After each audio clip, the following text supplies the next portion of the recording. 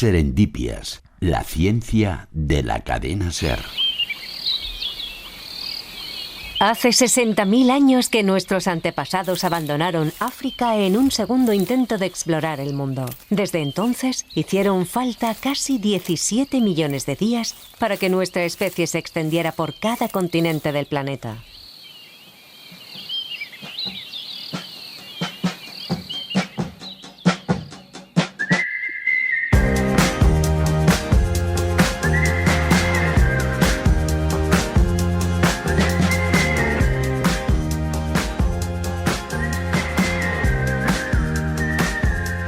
Hace 210 millones de años, un Homo sapiens murió en la actual Grecia. Sin embargo, nuestros antepasados directos no abandonaron África hasta hace 60.000, mucho tiempo después. Los restos de aquel primer viajero se reconocen como Apidima I por la cueva donde lo encontraron y nos recuerdan que no estamos predestinados a nada y que si nuestra especie ha logrado triunfar fuera de su continente natal, ha sido porque lo intentamos unas cuantas veces hasta que la casualidad estuvo de nuestro lado.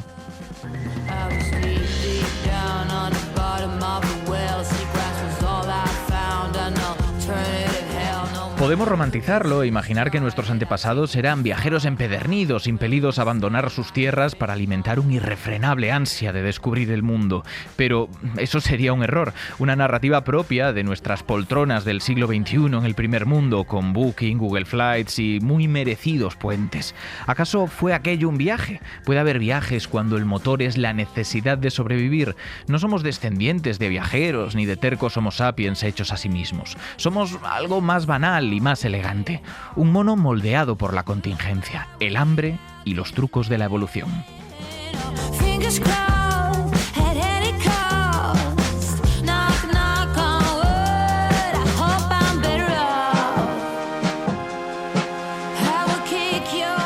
Y ya que vamos a hablar de viajes, queríamos empezar con una sección de Evelyn, que me han dicho, Evelyn, que tú has dado la vuelta al mundo. Exacto, ¿qué tal?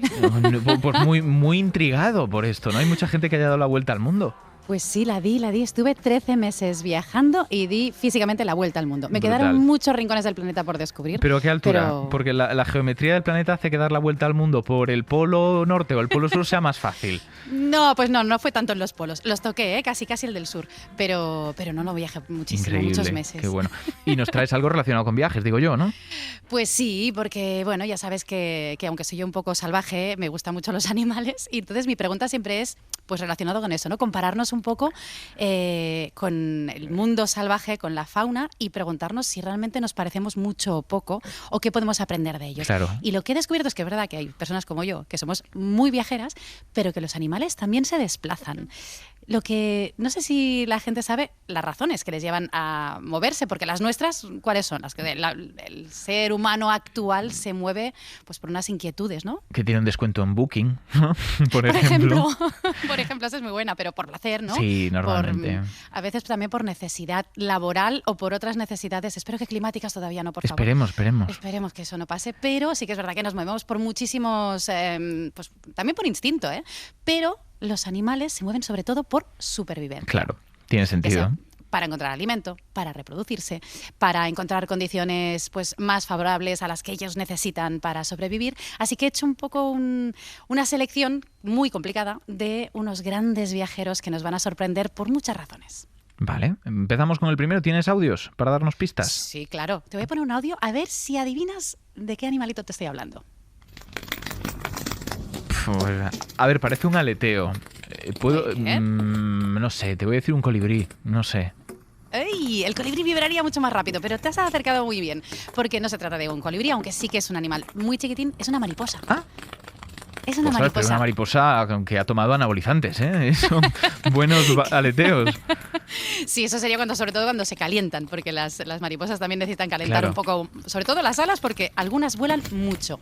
Hay una que es especialmente viajera, que es la mariposa monarca. ¿Te suena? Me suena, sí, además las imágenes son brutales, que son muchísimas, en grandísimos enjambres que hasta doblan los árboles en los que se posan y se cruzan el continente americano, ¿no? Exacto, esas imágenes tan populares que conocemos son los bosques de Oyamel en Michoacán, en el centro de México, y allí es donde van a pasar los meses de invierno, porque son inviernos más suaves, y allí es donde reposan, descansan y se acumulan tantísimo en esos troncos de los árboles digamos que en un estadio de semiletargo. Y hay un momento del año que deciden regresar al norte y empiezan a escalar, digamos, en el mapa y van subiendo hasta llegar a Canadá y el norte de Estados Unidos. Ya me ha llegado, toca volver al trabajo, ¿no? Pero te digo una cosa muy Dime. sorprendente, y es que la que sale de México no es la que llega al norte de Estados Unidos. No Hay es la misma. relevos ahí.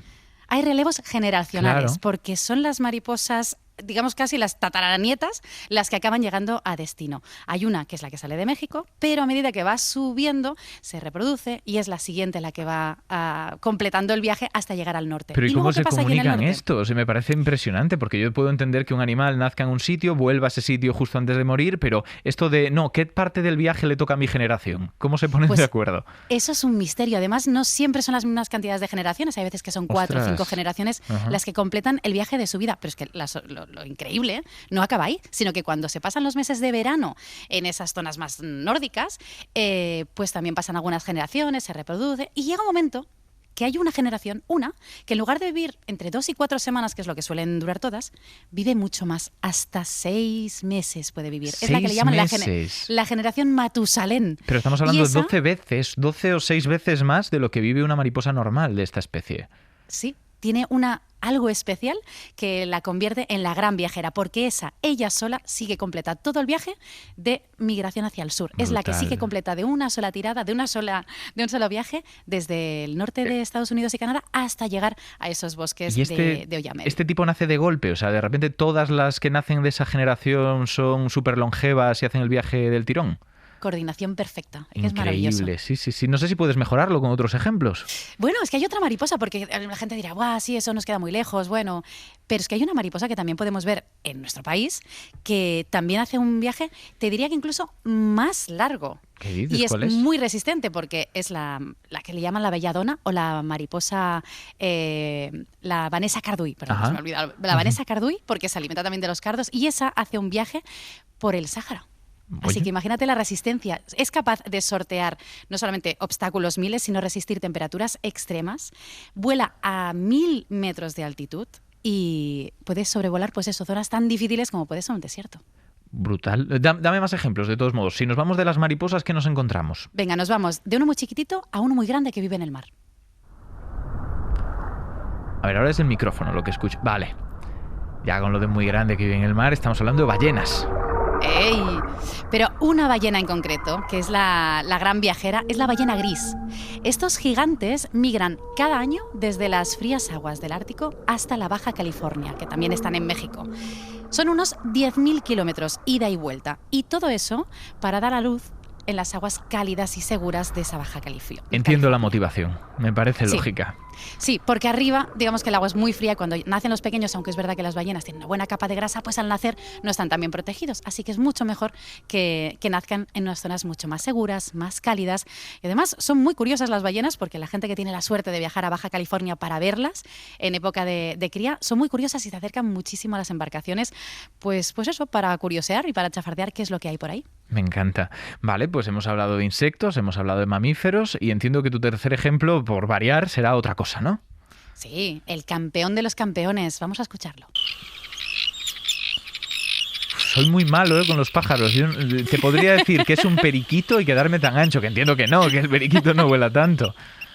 Bueno, es que hay muchas aves, es difícil. Pero esta es una ave chiquitita, la verdad, muy discreta en cuestión de tamaño, de color blanco, con la cabeza negra, y hace ese sonido, es el charrán ártico. Ah, sí, había escuchado hablar de él. ¿Cuántos kilómetros hace? 70.000 kilómetros al año. 70.000. Y algunos se han llegado a registrar hasta 90.000 kilómetros Qué al año, barbaridad. desde el Ártico hasta la Antártida, ida y vuelta. Y eso lo hace Es una todos barbaridad. los años. Que la Tierra tiene de diámetro 12.000 kilómetros. Que Sí. esto es una locura. ¿Para qué vuela que- tanto? Pues bueno, lo que le interesa es reproducirse, encontrar comida. Es verdad que no hace todo el vuelo, digamos, de una tirada, pero es verdad que hace largos trayectos no tanto aleteando, sino planeando, porque sobre todo la mayor parte del tiempo mantiene las alas estáticas y lo que hace es planear. Incluso duermen lo que te iba a volando. preguntar, porque los vencejos hacen esto, es muy típico que Sí. lo cuenten, ¿no? Que están durmiendo en ese vuelo pasivo y ellos también, los charranes... Vale. Descansan mientras vuelan. Tienen la capacidad de dormir como la mitad de su cerebro y de esa manera pueden también reaccionar ante cualquier imprevisto que les pueda salir. Vale, o sea, están Además, en alerta. sí, hay una cierta alerta. Es el animal que más kilómetros acumula a lo largo de toda su vida. Son 2,4 millones de kilómetros en toda su vida. Yo creo que nos supera, digo, que a todo el mundo, por muy viajeros que seamos, es imposible superar al Pensaba charrán. que ibas a decir que era el animal que más kilómetros hacía dormido y te iba a decir que yo conozco copilotos que son capaces de más. La verdad. A lo mejor esos lo superan. Y te digo otra cosa curiosa del Dime. charrán, que a mí me fascina porque yo soy muy friolera. Pues creo que los charranes en eso se parecen un poquito a mí, porque siempre buscan el veranito. Pero no se Buscan las llama... buenas temperaturas. No se llama el charrán no sé, de Cuba o el charrán de las Antillas. Pues es el nada, charrán el título, ártico. sí, pues le gustan las temperaturas un poco más suaves y siempre está buscando también la luz. O sea, es el animal que más insolación recibe a lo largo del día. Pero tiene muchos récords. Muchísimo, ¿verdad que es Me el gusta campeón de los mucho. campeones? El charrán me gusta mucho. Me gusta que haya sacado con él, la verdad. ¿Alguna cosa más que apuntar?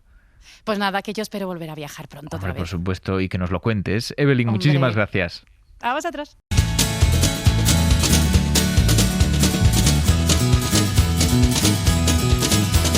Hoy el viento sopla más de lo normal, las olas intentando salirse del mar.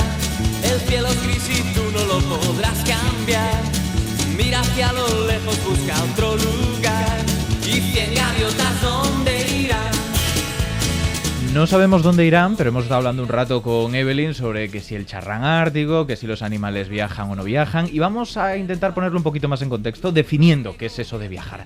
Para ello tenemos con nosotros a Marna Miller, que aparte de estar cursando un máster en antropología, se ha recorrido ya medio mundo, está organizando viajes a lugares, vamos a decir, peculiares, si te parece, y has investigado bastante sobre qué es un viaje o qué deja de serlo para un futuro libro que con suerte en algún momento llegará a las librerías, ¿no? Efectivamente, que bien me presentas siempre, Ignacio. Me alegro. El libro siempre me da miedo hablar de ello, porque como bueno, yo mismo me pongo ahí como todo el peso de escribirlo o no escribirlo, pero sí, efectivamente. ¿Cuál es la pregunta? ¿Qué es un viaje? ¿Qué es un viaje? Si es que voy a lo fácil. ¿Qué es un viaje y desde cuándo viajamos? Pues ya empezando por ahí es complicado de definir. A mí me gusta hacer una analogía que le vi a una entrevista a un dibujante. Alguien le preguntaba que en qué momento empezó a dibujar y él contestaba replicando que en qué momento dejamos el resto de dibujar, ¿no? Pues con el viaje pasa un poco lo mismo. Al final, históricamente, el ser humano ha estado de viaje mucho más que sedentario.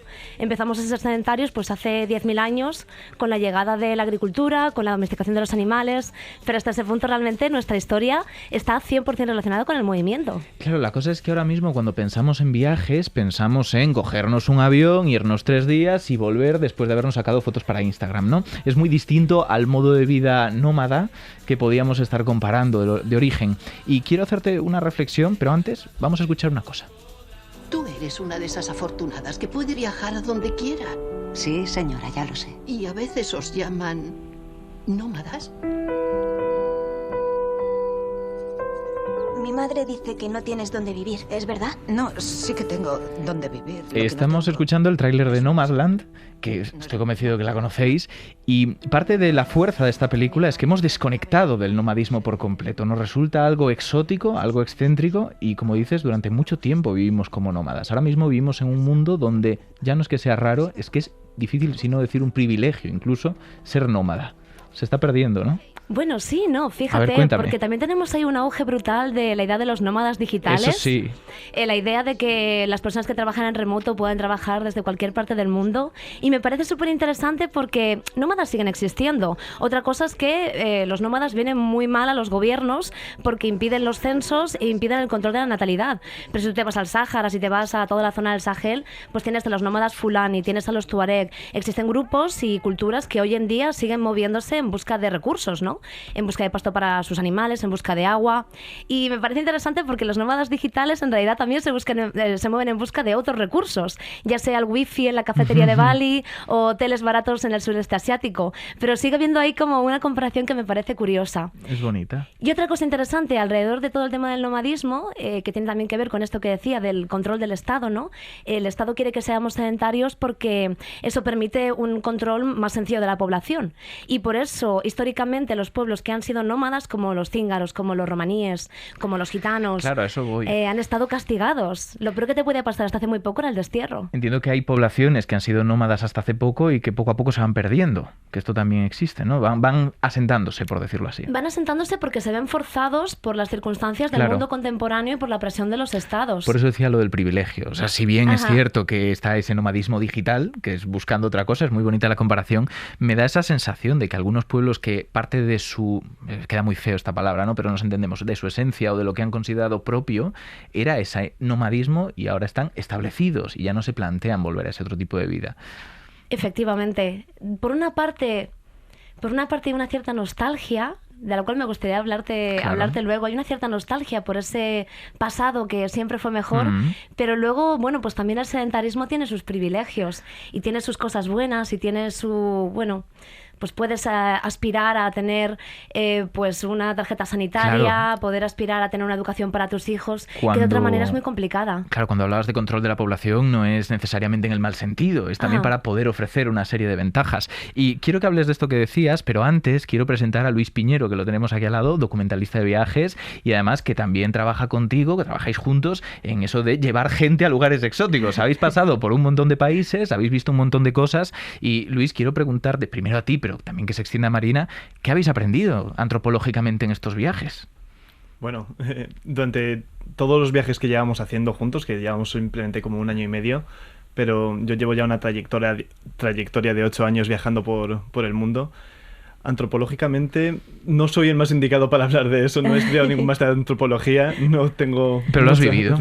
Pero lo he vivido. Tengo, en cuestión de experiencias de viajes, he aprendido pues a moverme por los distintos lugares, he aprendido a formas distintas de relacionarme con las personas, sobre las culturas con las que me he encontrado a lo largo de estos trayectos. Y también a la hora de hacer documentales de viajes tenemos la suerte de poder acceder a los lugares donde no es tan común y no es tan usual llegar hasta ahí. Entonces, hemos podido acceder a lugares únicos, hemos podido entender las culturas desde dentro y desde un sitio privilegiado. ¿Con cuál te quedas si te tienes que quedar solo con uno? Porque hablas de lugares únicos que te tocan, ¿no? Son lugares que te tocan. Siempre que me hacen esta pregunta de con qué lugar me quedaría de todos a los que he ido, no soy capaz de elegir. Cada uno de los viajes ha sido especial, otros han sido más especiales que otros. Hoy tienes que elegir, hay micrófonos y cámaras delante. Claro, hoy me toca. Sí. Pues diría que Siberia. La tundra siberiana es un lugar al que volvería cada año de mi vida. Es un paisaje increíble y no solo por la tundra siberiana, ¿no? De estar rodeado de solo blanco, sino por las comunidades que viven ahí, las comunidades como de los nenets, con los que hemos estado, de hecho, hace 1 mesecito y medio. De hecho, esto enlaza muchísimo con lo que estabas preguntando del nomadismo, porque fíjate que los nenets son una comunidad nómada, pero que está apoyada por el Estado. Ah, mira, qué bien. Rusia pone una serie de facilidades para que esta comunidad, que tradicionalmente migra cada 3-4 meses en busca de pasto para sus renos, bueno, pues les da una serie de facilidades para que puedan llevar a sus hijos a la escuela, para que puedan tener un teléfono por satélite en caso de que tengan una emergencia médica, y que así puedan mantener un estilo de vida que es complicado en el mundo contemporáneo y mantener sus costumbres y su cultura, mientras que a la vez pues forman parte de este macroestado como es Rusia. Has comentado lo del teléfono y yo estoy convencido que hay gente que nos está escuchando que dice, uy, era todo muy idílico y muy bonito hasta que has nombrado que tienen teléfono. Y quiero que escuchemos algo. ¿Tú qué ropa llevas? ¿Son zapatos punk? ¿Qué zapatos punk? Esos, niña. Sí, son de baloncesto. Pues la forma es punk. Juego a baloncesto en el equipo de mi colegio. ¿Y esta chaqueta también es para el baloncesto? ¿Y esto qué es? ¡Michael Jackson! Es un símbolo de la decadencia occidental. No es verdad, señora. Estamos escuchando un fragmento de Persépolis que claramente está sacado de contexto en cuanto a exactamente lo que se busca, pero sí que entra en esto de hasta qué punto está permeando la cultura occidental en todo y cómo para mucha gente es complicado viajar y ver que el mundo no tiene la exoticidad que esperaban. ¿Cómo se gestiona esto, la globalización? Ay, el debate de la nostalgia, claro. Fíjate que antes Como ya antes sabía, lo nombraste, sí, por eso. Ya sabía que íbamos a tocar este tema porque es uno de los que más surgen, ¿no?, cuando se habla de viajes a lugares poco convencionales. El debate de la autenticidad, como que la gente llega a lugares muy alejados y está buscando un exotismo, una alteridad que realmente está construido sobre todo dentro de sus cabezas. Aquí hay un antropólogo muy interesante que se llama Dean McCannell, que plantea una teoría, toda su obra gira alrededor de la antropología del turismo, pero en concreto esta teoría habla de la nostalgia espacio-temporal que perciben los turistas al viajar. Espacio-temporal porque siempre buscamos un lugar alejado, cuanto más alejado mejor, porque en esa lejanía se encuentra también lo exótico, la otredad.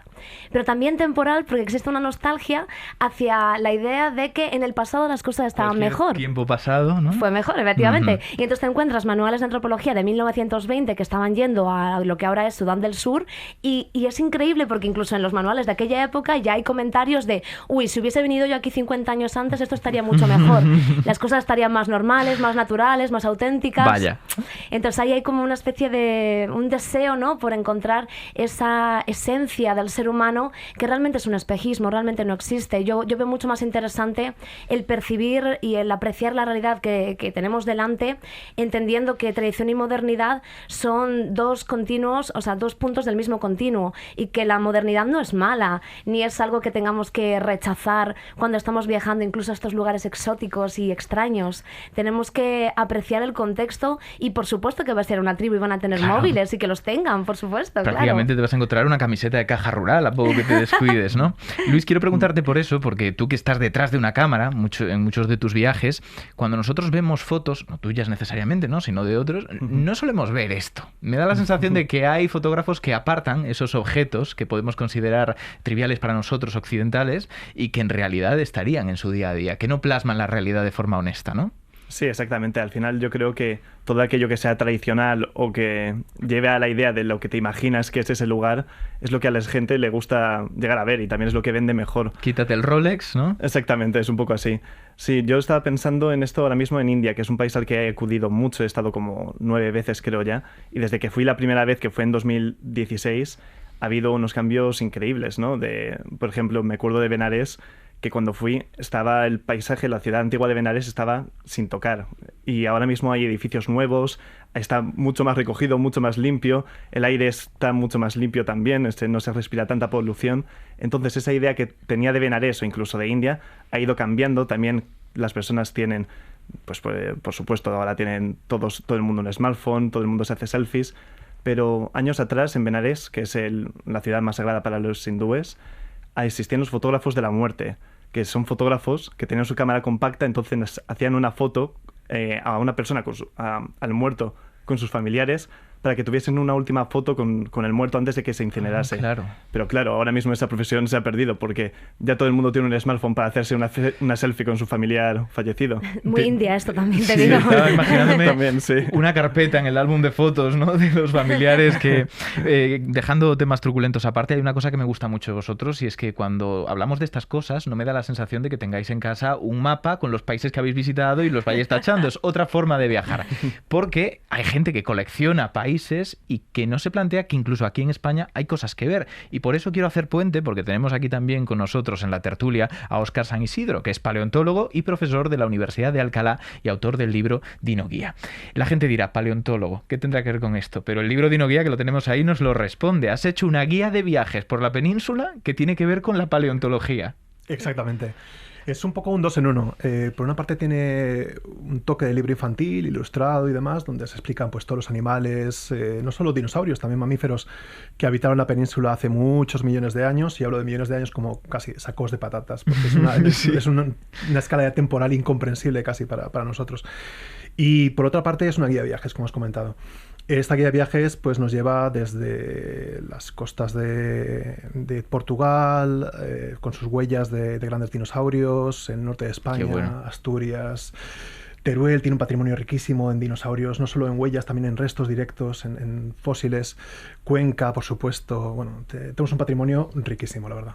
Hace un rato que estábamos comentándolo antes de encender los micros y grabar esto, Amarna decía, creo que es el libro que me habría gustado tener de niña, ¿no? Efectivamente, porque a mí me encantaban los dinosaurios, pero aparte de 4 álbumes de cromos que tenía, era muy complicado encontrar libros en aquella época, en el Vips. Claro, este es distinto. Quiero que nos pongas un ejemplo, porque ¿qué nos podemos encontrar en este libro? Si quisiéramos organizar este fin de semana un viaje a través de la Dinoguía, un viaje paleontológico, ¿a dónde podríamos ir? Pues yo creo que depende un poco de tus preferencias a la hora de viajar. Si prefieres montaña, tienes Pirineos, la zona de Pirineo catalán, hay cantidad de yacimientos, hay museos preciosos en pueblos bellísimos, la gastronomía también acompaña, no solo claro, que los más pequeños vean los animales de sus libros, sino que también los adultos se lo pasen bien. En la parte, como he dicho, las costas tanto de Portugal como de Asturias hay cantidad de yacimientos. Cuenca es preciosa, el casco antiguo es una pasada y el museo probablemente sea Han apostado mucho, ¿no?, por el turismo paleontológico ellos. Exactamente, y es uno de los recursos un poco olvidados del turismo. Hablamos de turismo de playa, turismo de montaña, pero existe un turismo paleontológico y este turismo es verdad que ha costado que arranque en España, pero poco a poco pues empiezan a aparecer este tipo de centros. Para que la gente se haga una idea, aparte de viajar y comer muy bien en esos pequeños pueblos, se va a encontrar yacimientos con huellas de dinosaurios o con restos. ¿Qué se va a encontrar?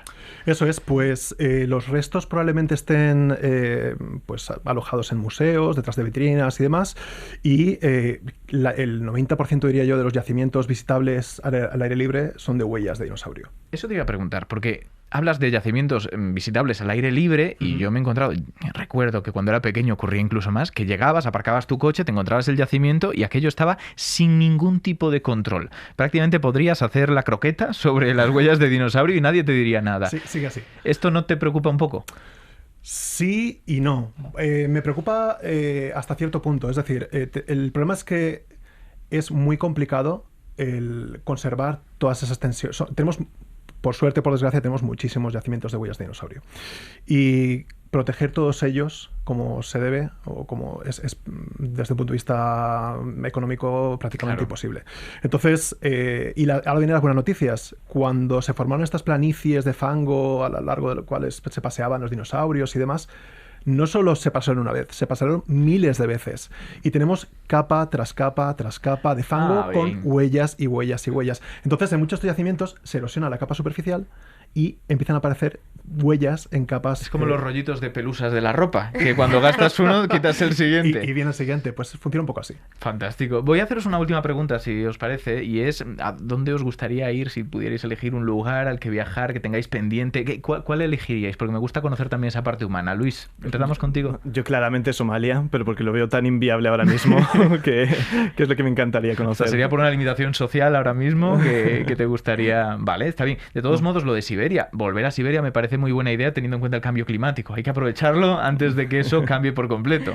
A Siberia volveremos en 2025. Bien. Amarna. Para mí, bueno, 1 millón de países soñados, pero voy a decir Pakistán, que tengo muchas ganas de ir para allá. En 2025 vamos. Vale, o sea, lo tienes fichado ya. Sí. Es cuestión de tiempo. Donde pongo el ojo, pongo la bala. Claro, ¿para qué decir me gustaría ir a este sitio cuando puedes ir a ese sitio? Hombre, cuando organizas viajes es muy sencillo, porque dices, bueno, quiero ir a este sitio, pues organizo un viaje a ese sitio y además me llevo a 10 personas más. Es Hay fantástico. que encontrar a la gente. Claro. ¿Cuesta mucho encontrar gente que quiera viajar a estos lugares? No tanta, no tanto. Nosotros tenemos mucha suerte, la verdad, porque también yo creo que la manera en la que lo comunicamos y la gente que ya nos sigue está muy alineada con nuestra manera de entender el viaje, así que realmente tenemos mucha suerte de que se llenan casi todos los viajes. Pues genial. Óscar, ¿tú te irías a Pakistán?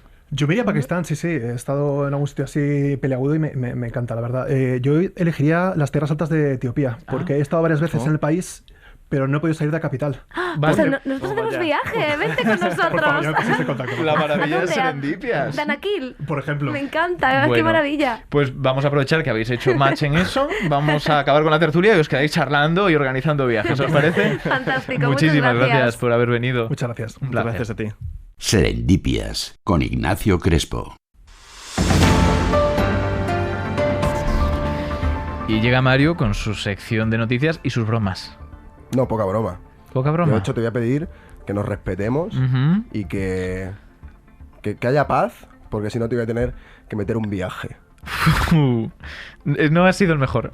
No, Estoy procesando es que me todavía, pero mucho pensar la tontería para este programa. Que salga natural. Ahora hace un rato, Se nota.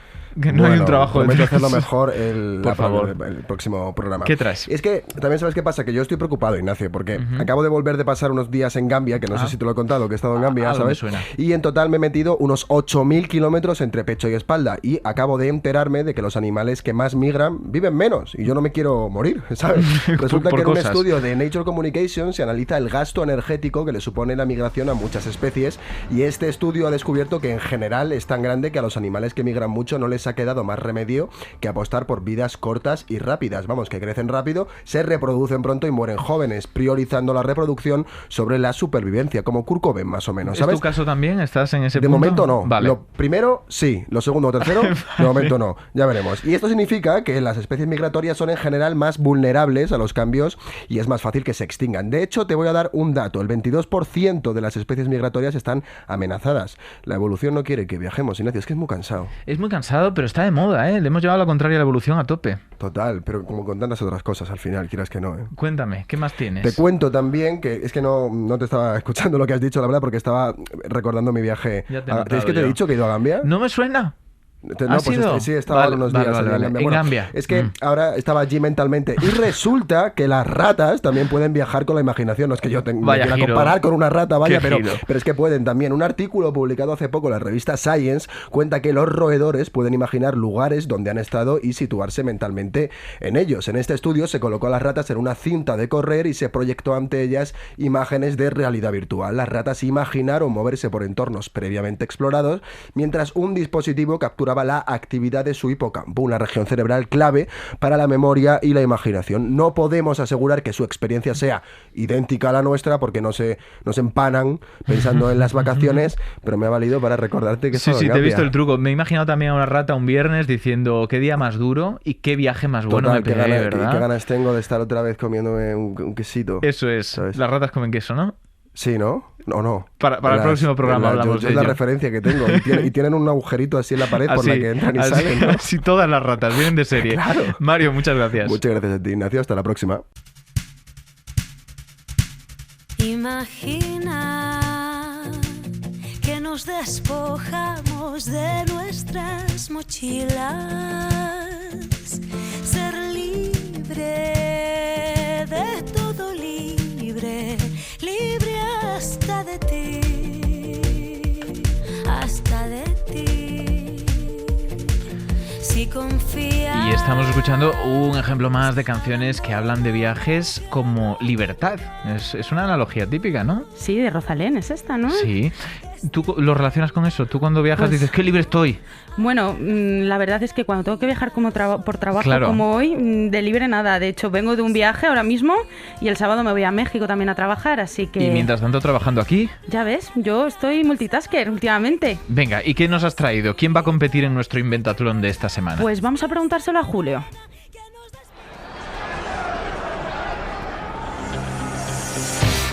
En la esquina roja llega la horma del mismísimo Poseidón, el titán de las mareas, el peso crucero de la tecnología, un gigante afable que ha acunado durante largas noches a héroes y pensadores, desde Darwin al mismísimo Ulises. Su cuerpo es de acero para barcos, pero no te dejes engañar, porque flota como si apenas pesara. Un luchador que ha conquistado todos los horizontes que se ha propuesto para volver sano y salvo a puerto. Un iceberg estuvo a punto de truncar su carrera, pero sus 10 milenios de experiencia pesaron más y sigue atronando con su presencia, haciendo vibrar literalmente al mundo entero. Con todos ustedes, viento en popa a toda vela, el barco. ¿Qué te parece? Todo un icono. Tengo que reconocer una cosa. Cada vez que escuchamos estas introducciones de Julio, que lo describe y que se acaba haciendo como muy evidente, todo el mundo sabe qué decir el barco, una parte de mí quiere gritar y decir el bolígrafo, Vic. O sea, romper por completo. O también el abrelatas, que algún día lo traeremos. Siempre te digo que lo voy a traer y al final nada. Pero te voy a hacer una pregunta. Dime. ¿Cómo te imaginas que el ser humano dijo, voy a construir aquí una canoita para cruzar este río? No lo sé, la verdad no tengo muy claro. Yo supongo que vio que había cosas que flotaban. Ajá. Y dijo, pues puedo cruzar yo sobre estas cosas sin tener que esforzarme mucho. Yo creo que igual, ¿no? Algo así, ¿no? Debió de haber 400 intentos, unos cuantos ahogados. Que es muy natural, porque tú sabes esto de que hay islas donde te encuentras fauna que ha llegado allí, como lagartos, ratas, a través de troncos que iban a la deriva. Eso es, o incluso de unos animales encima de otros, encima de troncos, que eso siempre es muy visual. Pues mira, sí que es verdad que los primeros registros arqueológicos que tenemos, al menos en Europa, son de hace 9.000 años. Ya sabes que yo siempre te traigo un poquito de historia para introducir bien y que sepamos bien cómo podamos votar en este Inbetlatlón. Votar. El barco. Sí, efectivamente. Estás mejor que Mario, tú. Pues mira, hemos descubierto piraguas monóxilas, que son esas excavaciones en un solo tronco, en esas aproximaciones. Monóxilas de una madera. Efectivamente, claro. Y esto ha sido en el yacimiento de Prese, en Países Bajos. O sea que ahí tenemos precisamente esto de vieron un tronco que flotaba y dijeron, vamos a excavar aquí. Lo hicieron cómodo. Efectivamente, y vamos a ver. Pero bueno, que si damos un salto de estos que a mí me encanta, una voltereta mortal de ya hacia el 3000 a.C. Es un buen salto, ¿eh? Eso es, los egipcios, que siempre lo digo en esta sección, eran los más listos de todos. Dijeron, vale, el tronquito está bien, pero ¿qué tal si le ponemos algo, una vela o algo que tire? Que no quiero remar todo el rato. Efectivamente, para que podamos ir un poco más rápidos, ¿no? Pues estos se lo inventaron y son los registros que hay, sí que son no solo de los egipcios, también de la época mesopotámica, y porque es otros que tal bailan, ¿no? Pero vamos, que esto obviamente fue un avance, no solo porque permitió el comercio, la exploración, sino también la guerra. Ah, claro. ¿Y sabes quiénes eran muy buenos también en la guerra?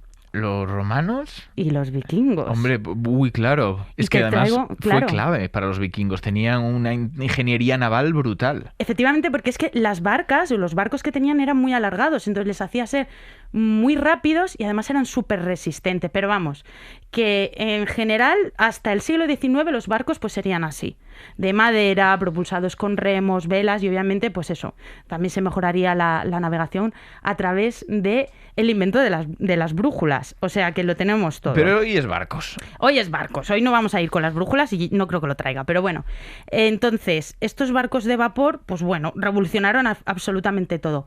Comercio, migraciones masivas, turismo. Es que ya no tenías que remar tú, ni tampoco tenías que esperar al viento siempre. Eso es. Podías moverlo cómodamente y por lo tanto también barcos más pesados, mucho más pesados, mercancías. De acero, por ejemplo. Claro. Y bueno, y yo esto voy a barrer para casa, porque si no, aquí en un programa de ciencia, si no sería posible. Los barcos fueron también fundamentales en expediciones científicas, de las más importantes. Nombraba Julio a Darwin, por ejemplo. Por ejemplo, estaba Darwin con su barco el Beagle, o también Alexander von Humboldt, que exploró toda Sudamérica y el Caribe. Yo creo que es el gran explorador de la historia de la ciencia. Sí, y a veces poco reconocido, te voy a decir. Por muchos motivos. Y también te voy a hablar de otra poco reconocida, y una mujer destacada, Jeanne Barret, quien, por cierto, se disfrazó de hombre allí en el siglo XVIII, y sería la primera mujer en dar la vuelta al mundo y descubrió muchas especies botánicas. Antes que Evelyn incluso. Antes que Evelyn, por supuesto. Pero vamos, también te digo que no hemos cambiado tanto, ¿no? Porque al menos ahora no tengo que disfrazarme de señor para hacer ciencia. Sí, eso está muy bien. Pero no hemos cambiado tanto. Bueno, llevas el pelo corto, hegemónicamente. Uy, bueno, que llevo el pelo corto. Ya está. Hemos evolucionado más que eso. Sí, pero bueno, y ahora la pregunta que siempre hacemos, ¿cómo funciona, cómo flota un barco? ¿Cómo es esto posible? A grandes rasgos tenemos que el barco flota por el principio de Arquímedes. ¿No es magia? No es magia, vale. Lo siento. Una menos. Utilidad cero. Principio de Arquímedes, entonces. Que dice, todo objeto sumergido en un fluido recibe un empuje hacia arriba equivalente al peso del fluido desplazado. Es decir, cuando algo está en el agua empuja hacia arriba.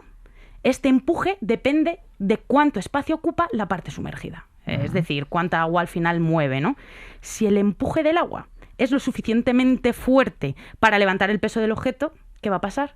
Pues que flota. Claro. Y aunque los barcos estamos hablando que están hechos de materiales súper pesados como el acero, tienen mucho espacio vacío en su interior. Esto significa entonces que el barco es menos denso también que el agua. Claro, la media de todo ese volumen no te queda solamente con la capa de metal, sino con todo ese espacio que en parte era aire. El ejemplo tonto, una bola de acero sólida. Se hunde porque ocupa poco espacio y pesa mucho, pero si esa misma cantidad la conviertes en un barquito de acero, lo moldeas como barquito de acero, pues va a ocupar más espacio y por tanto va a flotar. Buenísimo. Lo tenemos, ¿no? Entonces, por tanto, para que el barco flote, receta, principio de Arquímedes, forma del casco adecuada y que no choque con un iceberg. Parece sencillo. Sí, eso me parece muy bien. Yo creo que con eso lo tenemos. Vale, pues ya hemos inventado el barco. Ya está. A ver, que luego, evidentemente, ha habido toda una sofisticación salvaje y tenemos barcos que son ingeniería punta. ¿Qué te parece si ponemos con toda esta información... Ponemos nota. Las notitas. Venga. Vamos allá. Pues vamos con utilidad. Mucha. Y es que incluso ahora, a pesar de haber aviones, el barco es la forma ideal de transporte de muchas mercancías. Quizás un 4, un 5. Un 5. Un 5 yo diría. Hombre, mucho más que los cohetes, ya te lo digo. Lo ha revolucionado muchísimo. Sí. Vale, ¿cuánto se ha difundido? Mucho. Además, como estamos hablando de viajar, es especialmente importante. Este va a ser de los gordos, Barcos hay en todos los sitios. Precisamente para llegar a todos los sitios necesitamos el barco. Otro 5. Yo estoy totalmente de acuerdo. Somos muy de barcos. Sí. Coste. A ver, no tengo ni idea. Nunca me he querido comprar un barco, pero está esto de que los yates son caros, pertenecen a una clase... Yo te diría que siguen siendo caros los barcos. Vale, nunca me acuerdo puntuación baja. La puntuación es si baja, es barata, ¿no? Es mejor. Entonces, pues yo le pondría un 2. Un 2, yo creo que un 2. Sobre todo por este tema también de la embarcación privada y este tipo de cosas. Tema de clase social, sí. Sí, un 2. Venga. Puño alto, venga. Diseño. Hay barcos muy bonitos. Aunque acabemos de quejarnos de las embarcaciones privadas, hay que reconocer que hay algunos los veleros son preciosos. Exacto, que yo no tendría uno, también te digo, pero qué chulo, poder cogerlo, te vas de viaje. También es que contamina muchísimo. Muchísimo, ¿vale? Y no solamente la contaminación que todos entendemos por el uso de determinadas energías y tal, sino acústicamente. Los barcos tienen una contaminación acústica brutal, el agua transmite muy bien estas ondas y eso significa que afectan a la comunicación de ballenas incluso. Eso es. Los grandes transatlánticos y todo esto. Pues bueno, pues en diseño yo creo que vamos a tirar para 3. Sí, venga, lo dejamos a medias, puede mejorar. Eso es. Y ahora, nivel de ciencia ficción. Nada. Bueno, te voy a decir, fíjate, ¿sabes qué me parece súper de ciencia ficción? Porque estamos muy acostumbrados a ver naves espaciales de toda la vida. Pero luego te ponen la película El planeta del tesoro, que son barcos espaciales y molan mucho. Es muy guay ese puntito. Pero yo tengo otro argumento. A ver. Cogieron un tronco, lo vaciaron e hicieron una barca. Pero a ver, ahora no es eso, ¿eh? Bueno, ya lo sé. Tú le darías baja. ¿Tú le darías un 2 o qué? Sí. Vamos a dejarlo un 3. Bueno, venga, siempre la tiranía de Ignacio Crespo. Eso es. Bueno, pues vamos a hacer la media, ¿vale? Pues 3,6.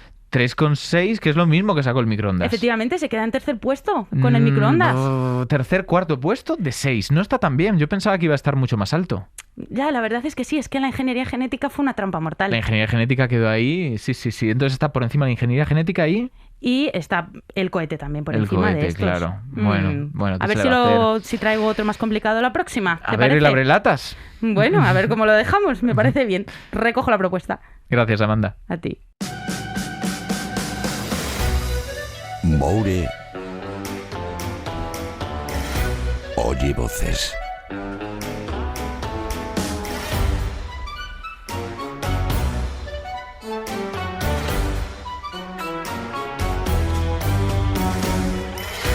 Estáis muy viajeros todos, porque Evelyn que se ha dado la vuelta al mundo, que Mario se ha ido a Gambia, Amanda también viene de un viaje y se va a otro. Sí. ¿Tú qué? Yo me voy a Tailandia. Muy bien, y yo aquí trabajando, sacando adelante el programa. Pues mira, qué bien, pues yo me... Oye, por cierto, estaba pensando, cuando estaba sonando la sintonía, que un programa entero y no ha caído ese lugar común de el viaje se lleva por dentro. Fíjate, es verdad. Aunque en parte es verdad.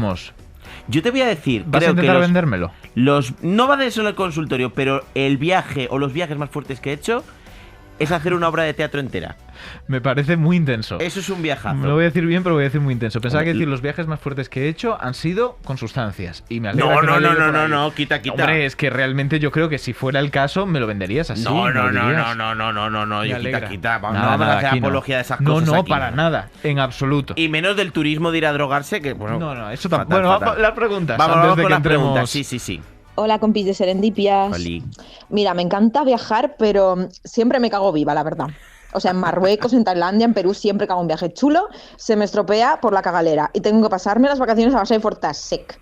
¿Hay alguna forma de evitar la diarrea viajera? Ya me decís, guapis. ¿Qué se te ocurre? Diarrea del viajero, ¿cuántos viajes ha estropeado? ¿Cuántas lunas de miel? La maldición de Montezuma. Sí, ¿cómo te llaman también? La maldición del faraón. Sí, eso todo es muy peor. racista, también te digo, ¿eh? Ya, la verdad es que sí. Bueno, que lo de Montezuma lo ponen ellos mismos. Cuando tú vas a México te dicen, no se excusa, Moure. Montezuma se venga de usted, español. Además se lo dicen a los españoles. Vale. Para saber qué hay que hacer hay que entender un poco lo que es. Es muy simple, ¿no? Al final es simplemente un consumo de agua que está contaminada o alimentos que han sido pues manipulados con agua contaminada. Normalmente agua del grifo, porque esto sucede en países pues que la infraestructura es un poco regulinchi, se mezcla el agua para el consumo con agua la seca. Ensalada, luego te encuentras que hay restos fecales. Claro, y suele ser por 3 bacterias, ¿vale? Bueno, por 2,5 diríamos. Suelen ser o 2 cepas de Escherichia coli, la enterotoxigénica o la enteroagregativa, que esto es más habitual cuando es diarrea en América Latina, o Campylobacter jejuni cuando es en Asia. Pero bueno, puedes tener las 3 en cualquiera de las coleccionarlas, sí. No son incompatibles. Sí. Entonces, total, ¿qué hay que hacer para evitarla? Pues mira, esto lo sabe todo el mundo, no beber agua del grifo en estos países, que no te echen hielo en la bebida, aunque hay un truquito, si el hielo tiene agujero, es hielo industrial. Hielo con agujerito, bien. Hielo sin agujerito puede ser de cubitera y es de agua del grifo. Y nada, pues no tomar ensalada, no tomar verduras crudas porque las han lavado, a veces ni en el grifo, a veces en el río, ojito. Y la fruta, que en tu caso ya sé que no es problema, fruta que la puedas pelar tú. Que tú mismo puedas pelar. Que no te la traigan pelada porque a veces la han pelado hace rato y la lavan un poco. No. Fruta que puedas pelar tú mismo y que no esté dañada. Pero ¿y si te dijera que hay una posible profilaxis contra la diarrea del viajero? Me interesa, porque si hay gente que estos consejos que son muy fáciles y básicos no los aplica. No. Y aún así, aparte, aunque los sigas, te puedes coger la cagarrina, por supuesto. Es muy habitual.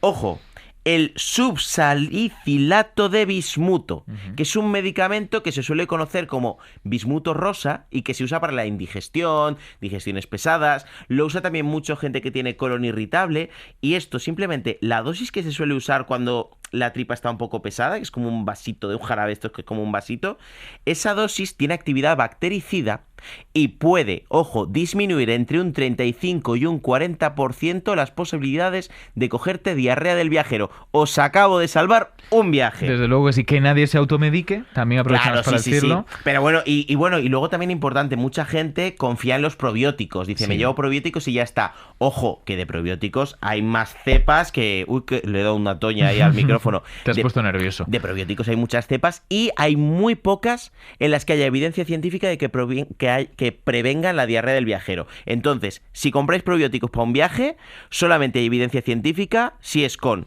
Saccharomyces boulardii, ¿vale? Que lo mires en la etiquetita. Lo van a escribir como quieran, pero fonéticamente.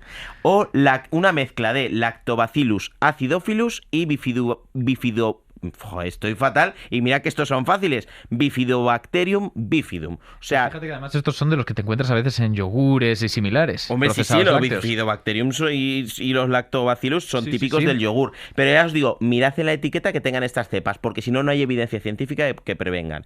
Y ojo, por supuesto, llevar antidiarreicos, el famoso Fortasec, loperamida, que Ignacio, ¿sabías que se descubrió con una serendipia? ¿Por qué me echas la bronca? Porque estamos en serendipias, o sea, se descubrió por serendipia porque en los años 50 se estaba buscando un sustituto de la morfina, porque la morfina es muy adictiva, pues algo que quitase el dolor y no fuera tan adictivo. Y la loperamida se empezó a probar, que es un derivado además de la morfina, y vieron que se lo empezaron a probar en ratas y vieron que el dolor no se lo quitaba, pero que no cagaban.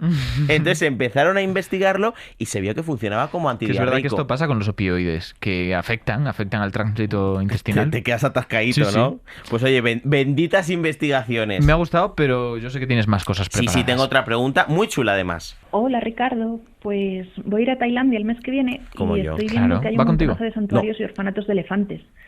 Me gustaría ir a uno que sea ético, pero ¿cómo podemos saber si un lugar donde interactuamos con animales es ético? Gracias. Oye, ¿qué te iba a decir? Has dicho el no, casi ofendido, que no pasa nada. No, que voy yo solito. Igual es una bellísima persona. No lo sé, voy yo solo. A ver, la pregunta está de ¿cómo saber si un lugar donde interactúas con un animal ¿Es ético? Pues fíjate, es ético si no interactúas con el animal. La respuesta es no. La respuesta es no. No, a ver, esto de los refugios, santuarios, orfanatos de elefantes, yo ahora que estoy preparando el viaje a Tailandia, es que cada ciudad está rodeada de decenas de estos santuarios. Claro. Entonces, hay muchos que te los venden como santuario ético y son un lugar de explotación animal puro y duro. A veces no los maltratan, pero no hacen las cosas como se tienen que hacer. No deberían estar ahí expuestos a los turistas. Así Depende. A ver, porque aquí hay que encontrar... Esto es un tema muy interesante porque hay que encontrar un equilibrio ético. Es decir, hay muchos lugares que sí que son santuarios, que recogen, rescatan animales que provienen de la explotación. Y claro, al final sí que tienen que encontrar un equilibrio entre los animales tienen que estar a su bola, pero también hay que conseguir dinero para el refugio. Entonces, ¿qué pasa? ¿Cómo podemos saber si es ético o no? Pues a ver, en un santuario se tiene que dar unas circunstancias en las que el animal viva su vida de la forma más parecida a la naturaleza. Es decir, que el hábitat pues, sea una selva, tengan donde bañarse, donde retozar en la arena, que coman cuando les dé un poco la gana, que hagan sus cositas, ¿no? Y sobre todo, que no hagan cosas que no harían en la naturaleza. Es decir, ¿hacerte un selfie con un elefante en la naturaleza lo puedes hacer? No creo que lo hiciera. No. ¿Montar en un elefante, bañarlo lo puedes hacer? No. Entonces, si puedes hacer estas cosas, no es ético. Y además, y esto es muy heavy, allí en estos sitios es muy normal que puedas montar en el elefante y dar un paseo subido. Cuando un elefante se puede montar, significa que ha sufrido lo que se llama el payán, que es lo que llaman allí a la doma de los elefantes para que sean obedientes. Yeah. El payán también es conocido, ojo, allí como el ritual de partir el espíritu. Es que se hace así en muchas culturas, cuando se doma un animal de esta forma, se habla de romperlo. Claro, de hecho es como los elefantes no se domestican, los elefantes se someten. Es un animal con mucho carácter. ¿Qué hacen? Lo separan desde pequeño de su madre, además con violencia, porque la madre no deja que lo separen, lo aíslan del resto de elefantes y casi de la interacción humana para que se desesperen, y durante años se les priva de comida y bebida durante días para que cuando se hagan ejercicios de doma estén absolutamente doblegados y destrozados. Y por supuesto castigos físicos, les pegan y todo. Entonces, en un lugar donde tú puedas montarte en un elefante, donde el elefante obedezca para que se vaya a bañar contigo al río, ese animal ha sufrido un secuestro y tortura en toda regla, tremendo. Y de hecho muchos de estos santuarios que se venden como éticos, una cosa que venden como, ay, que es cookie, que no pasa nada, que está muy bien, es lo de bañar a los elefantes. Todos hemos visto fotos en Instagram. Los elefantes no son 7 mesinos, se bañan ellos solos, ¿vale? Para que se deje bañar es que ha habido cosas chungas, pero aparte ellos se bañan cuando quieren y es un momento de intimidad para ellos, de estar tranquilitos. Entonces cuando les baña una multitud de veinteañeros que se van a Tailandia a descubrirse a sí mismos y han estado 2 semanas drogándose, eso es muy estresante para el animal, no le gusta nada. Y además hay que decir que es súper antihigiénico y no se recomienda. ¿Por qué? Porque cuando el animal se está bañando, los elefantes, igual que nosotros cuando vamos a la playa, mean y también cagan. Y la cantidad de excrementos y de orina que sueltan, y que encima en la charca igual se están bañando 5 o 6 elefantes con los turistas, ahí se alcanzan unas concentraciones de bacterias fecales que pueden producir conjuntivitis, diarreas, infecciones en la piel. Bien terrible. merecido. Bien merecido. Bien merecido. Sí. Fijaos, lo que hay que llevarse hoy es que cuando tú te vayas de viaje, que dejes tranquilo a los animales salvajes. Nada de hacerse selfie ni no toques. Escucha, Japón, Tokio, está lleno de cafés de capibaras, petauros de azúcar, cualquier tipo de animal exótico, y está súper normalizado también. Eso es terrorífico. Es que mucha gente no entiende la diferencia entre un animal doméstico y un animal domado. Un animal doméstico es un ser, pues como un perro, un gato, una cabra, que lleva evolucionando junto a los humanos miles de años, y que nosotros al ir seleccionando pues los más dóciles, los más amigables, pues hemos terminado influyendo en su evolución, y su cerebro está preparado para interactuar con nosotros e incluso disfrutar con nosotros.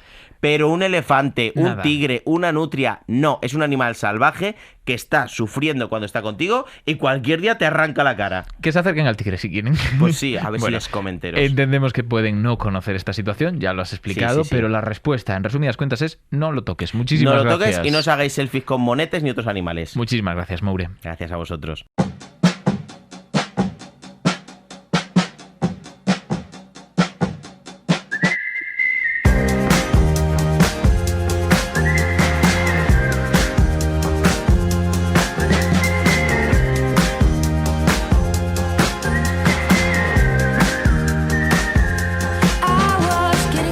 Somos muchos los animales que exploramos las dimensiones de este planeta a lo ancho, a lo largo y a lo alto. Eso está claro, pero ¿para qué? Es verdad que no solemos buscar saciar una necesidad básica, pero no todo viaje humano es tan romántico como parece. Algunos vuelan por enésima vez a Praga para huir un poco de su vida, otros visitan Tailandia porque sus amigos les arrastran, y muchos llenan sus vacaciones con los viajes de moda que la sociedad les ha dicho que deben hacer. Así que yo qué sé, tal vez la industrialización del viaje haya matado a esos exploradores que recorren el mundo mientras el mundo les cambia. O tal vez sigan ahí, siendo la misma minoría que eran hace 2 siglos, representando una excepcional excepción de la naturaleza e incluso dentro de nuestra misma especie. Serendipias, con Ignacio Crespo.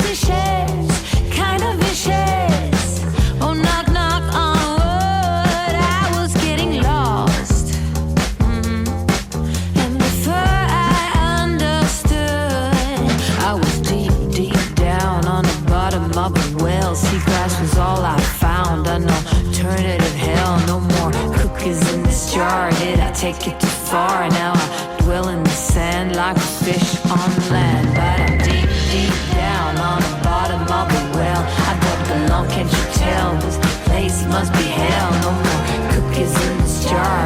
Did I take it too far? Now I dwell in the sand like a fish on land.